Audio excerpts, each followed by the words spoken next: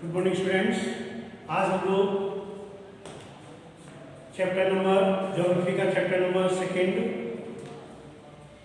भूमि, मृदा, जल, प्राकृतिक वनस्पति एवं वन्य जीवन से संबंधित प्रमुख तथ्यों के बारे में प्रकाश डालेंगे, जिसमें पूर्व में हम लोग भूमि और मृदा के बारे में अध्ययन कर चुके हैं। आज हम लोग जल, प्राकृतिक वनस्पति एवं वन्य जीवन के बारे में अध्ययन करेंगे। सर्वप्रथम जल हमारा प्राकृतिक संसाधन है और ये संसाधन बहुत ही महत्वपूर्ण है। जल हमारे लिए एक महत्वपूर्ण नवीकरणीय प्राकृतिक संसाधन है, क्योंकि भूपृष्ठ का 3/4 जो 3/4 है 3/4 ये भाग हमारा जल है इस पर, और इसलिए इसको जल ग्रह कहना उपयुक्त है। इसलिए हम इसको क्या कहते हैं? जल ग्रह के नाम से जाना जाता है, क्योंकि इसका भाग अधिक है पृथ्वी पर और यह लगभग विविध प्रकार के पौधों जंतुओं की सहायता करते हैं। मनुष्य के पीने में इसका प्रयोग करते हैं, पीने के साथ साथ खेती में, जलवायु के रूप में और सिंचाई के रूप में कई प्रकार से इसका प्रयोग किया जाता है। इसका 2/3 भाग जो है महासागर पृथ्वी से ढका हुआ है और विभिन्न प्रकार के पौधों जंतुओं की सहायता करते हैं। इसके अलावा कुछ 1% जो है वो अलवण है, क्योंकि महासागरी का जो जल है वो लवणी है, नमकीन है, खारा है, और जो अलवणी जल है वो मात्र 1% है। इस प्रकार जल होने के कारण मानव उपयोग के लिए उपयुक्त है, जो मानव उपयोग करने के लिए उपयोगी माना गया है। यह भौम जल नदियों में, झीलों के द्वारा, पृष्ठीय जल के रूप में तथा वायुमंडल के जल वाष्प में पाया जाता है। इसलिए इसे अलवणी जल पृथ्वी का सबसे ज़्यादा मूल्यवान पदार्थ है, क्योंकि सबसे ज़्यादा प्रयोग उसी का किया जाता है, पीने के प्रयोग में उसका उपयोग किया जाता है। और जल एक ऐसा संसाधन है, एक निश्चित है, जो ना बढ़ाया जा सकता है ना घटाया जा सकता है।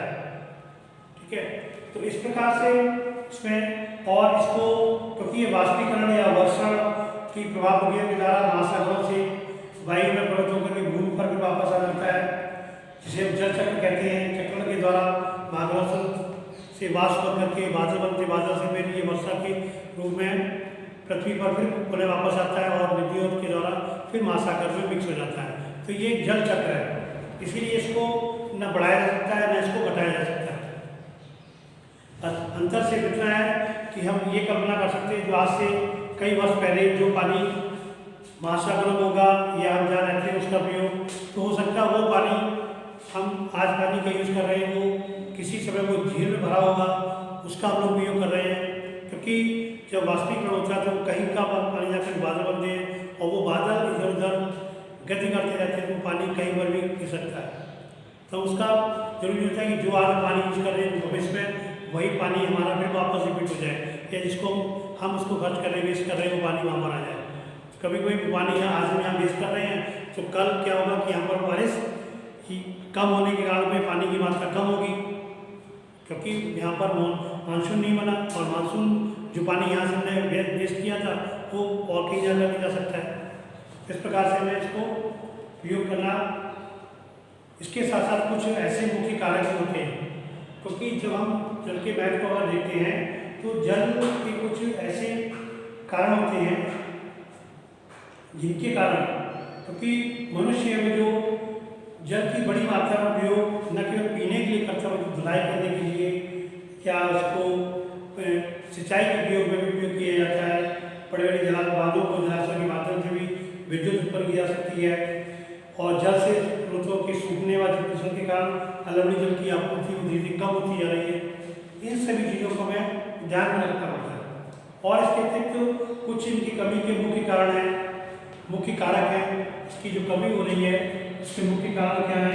जैसे अधिकता, जनसंख्या की अधिकता, बढ़ती जनसंख्या, भूजन और नकदी फसलों की बढ़ती मांग, बढ़ता नगरीकरण और बढ़ता जीवन स्तर।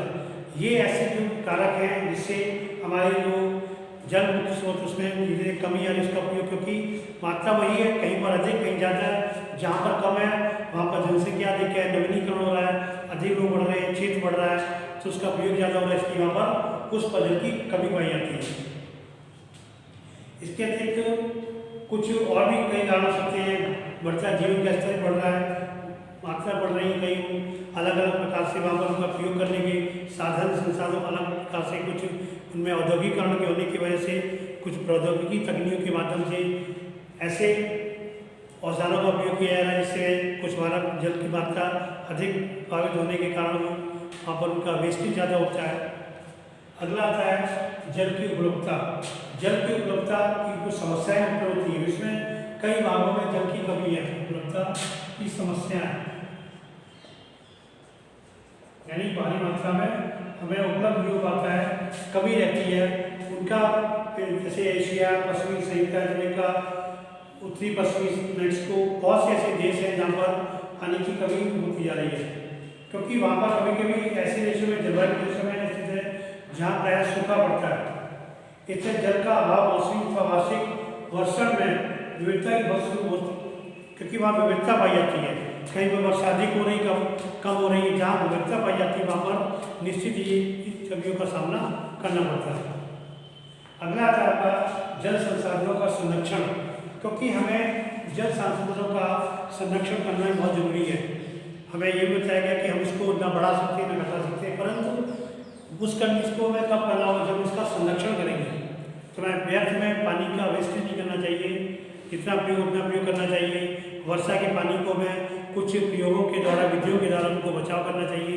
वर्षा के पानी को सर कहीं पर कहीं स्टोर करना चाहिए, उसको कुछ हमारे ऐसे कार्य होते हैं जहाँ पर उनका प्रयोग करना चाहिए। कुछ गड्ढे वहाँ पर होना चाहिए, वहाँ पर पानी स्रोतों के माध्यम से जमीन में हमें तुरंत वहाँ पर उनके स्रोत के द्वारा नीचे जा सकता है। तो इन सभी चीज़ों का हमें ध्यान रखना चाहिए, इस प्रकार से उनका संरक्षण, क्योंकि विश्व में पर्याप्त शुद्ध जल स्रोतों का पहुँचना एक बड़ी समस्या बन गई है। वैध मल, कृषि रसायन विसर्जन सब पानी में मिक्सअप होते जा रहे हैं, जिनको प्योरीफाई मशीनों के द्वारा किया जाता है, इनको सब इनका प्रयोग हम लोग को प्रदूषित जल को नहीं करना चाहिए। कूड़ा करकट, जो भी गंदी नालियों का गंदा पानी है, वेस्टेज है, उनको अलग हमें मेंटेन करना चाहिए, उनको पानी में मिक्सअप नहीं करना चाहिए, जिससे पानी प्रदूषित होता है और पानी भारी मात्रा में बर्बाद होता है। उसका प्रयोग नहीं है, हर जगह मशीनों का प्रयोग नहीं है, जिससे मशीनीकरण से उसको परिवर्तन उसमें कर सकें। ये सारी चीज़ें हमको ध्यान रखनी पड़ती हैं।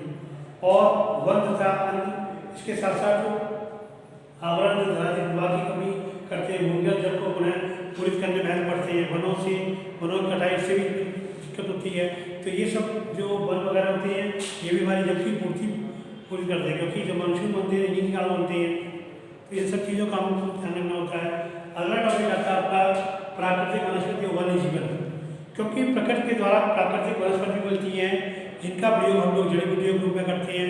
वन्य जीवन भी होता है, वनों में रहने वाले जीव जंतु, उनका जीवन कैसा है, उनको भी हमें बचन का संरक्षण करना चाहिए हमें। और स्कूल के बच्चे जो हस्त करते हैं, कोई प्रदर्शन देखते हैं, वैसे वस्तुएं देखते हैं, ये सब अलग अलग भावों से इकट्ठी की गई होती हैं। कहीं किसी वन में से किसी इनका प्रयोग, क्योंकि कच्चा माल हमें वहीं से प्राप्त होता है, उसी के द्वारा से लकड़ी के कोई आभूषण बनाते हैं, या वन्य जीवन से पशु होते हैं उनके द्वारा आभूषण, से हाथी दांत के आभूषण होते हैं। तो वन्य जीवन में हमें उनको बचाना चाहिए, और उन्हीं के माध्यम से हमें जो जीव जंतु होते हैं उनके कुछ बॉडी पार्ट होते हैं, उनका प्रयोग हम लोग किन्हीं आभूषण बनाने में और अलग अलग पदार्थ में कहते हैं। समुद्रों में मोती, सीप, ये सब चीज़ प्राप्त होती हैं, उनका भी उपयोग है उसी के द्वारा किया जा सकता है। पौधों में भी अनेक प्रकार के उत्पाद होते हैं। प्राकृतिक वनस्पति वन जीवन में स्थलमंडल, जलमंडल, वायु, ये सब एक दूसरे से जुड़े हुए सक्रिय भाग होते हैं जो सबको जुड़े होते हैं, इसलिए हमें उनका प्रयोग करना चाहिए। प्राकृतिक वनस्पति का वितरण, प्राकृतिक वनस्पति का वितरण जो वनस्पति की वृद्धि, क्योंकि वनस्पति की जो वृद्धि होती है वो तापमान और उसकी आर्द्रता पर निर्भर करती है। वहाँ का तापमान कैसा है, वहाँ की आर्द्रता, जलवायु कैसी है, उस पर निर्भर करता है। तो कहीं पर अच्छी न होने की वजह से वहाँ पर अच्छी वनस्पतियाँ उत्पन्न होती हैं, और कहीं पर उनकी मात्रा कम होने की वजह से वितरण उनका है वो कम मात्रा में प्राप्त होता है और कहीं सामान्य रूप से सामान्यता में पाई जाती है। क्योंकि भारी वर्षा वाले क्षेत्रों में विशाल वृक्ष उग सकते हैं और कम वर्षा वाले में छोटी छोटी कटीली झाड़ियाँ उत्पन्न होती हैं, क्योंकि घास स्थल वन बड़े बड़े वन होते हैं। तो जहाँ पर पर्याप्त मात्रा में वर्षा होती है वहाँ पर बड़े बड़े वन पाए जाते हैं। घास स्थल होंगे जहाँ कम मात्रा में वर्षा होती है और जहाँ पर रुको नहीं होती वहाँ पर कटीली झाड़ियों के रूप में वनस्पतियाँ पाई जाती हैं। वनों को उनकी पत्तियों के आधार पर प्रायः उनमें सदाहरित तथा वन पर्णपाती अलग अलग प्रकार के वन होते हैं। विभिन्न प्रकार के सदाबहार वन, पर्णपाती वन, शीतोष्ण कटिबंधीय प्रदेश होते हैं, शीतोष्ण है, शीत कटिबंध पर्णपाती, और इनमें अलग अलग विभिन्न प्रकार की प्रजातियां वनों में पाई जाती हैं। कुछ सदाबहार वन होते हैं, चीड़ देवदार तरह के जो पेड़ पाए जाते हैं। इस प्रकार से बहुत सारी ऐसी वनस्पतियाँ होती हैं जिनका कुछ और भी बहुमूल्य संसाधन के रूप में उनको हम संरक्षण करना बहुत आवश्यक है, क्योंकि वनों के कट जाने से भी इसलिए नए पेड़ लगाने चाहिए। और वनों को बचाने के लिए हमें उनका वन्य जीवन भी किस प्रकार होना चाहिए, अच्छा होना चाहिए। और वनों में जो प्राकृतिक वनस्पति और वन्य जीवन का संरक्षण, क्योंकि वन्य जीवन जो वहाँ के रहने वाले जीव हैं उनको बचाव करना चाहिए, उनकी सुरक्षा करनी चाहिए, क्योंकि वहाँ पर हमें उन सब चीज़ों को बचाने में भी हमें सहायता करती है प्राकृतिक वनस्पति। कुछ जड़ी बूटियों का प्रयोग किया जाता है और उसके साथ साथ प्राकृतिक वनस्पति और वन्य जीवन, क्योंकि जब वो प्राकृतिक वनस्पति का प्रयोग करते हैं तो कुछ वनस्पतियाँ हमारे लिए बहुमूल्य होती हैं और उनका हमें संरक्षण करना बहुत ही जरूरी होता है। उसी प्रकार वन्य जीवन भी, क्योंकि जीव जंतु भी हमारे लिए बहुत उपयोगी होते हैं, उनका भी संरक्षण करना बहुत जरूरी है। विभिन्न प्रकार के हमें कुछ ऐसी प्रयोगशाला बनानी चाहिए जहाँ पर उनको प्रयोग किया जा सके, उनके वनों का प्रयोग जा सके। वहाँ कुछ ऐसे विभागीय वन विभाग बनाए जाते हैं जहाँ पर उनकी सुरक्षा के दृष्टिकोण से उनको चारों तरफ से उनको कवर किया जाना चाहिए। ये सारी चीज़ें संरक्षण के दौरान कर सकते हैं, क्योंकि वन हमारी संपदा है और उसको बचाना हमारा कर्तव्य है, क्योंकि ये हमारी एक अमूल्य निधि है प्राकृतिक। और ये वर्तमान विकसितताओं के नतीजा शिकार करने के वन्य जीव में हमारे राष्ट्रीय उद्यान, बहुत बड़े बड़े राष्ट्रीय उद्यान होते हैं जहाँ पर वनस्पतियाँ हैं।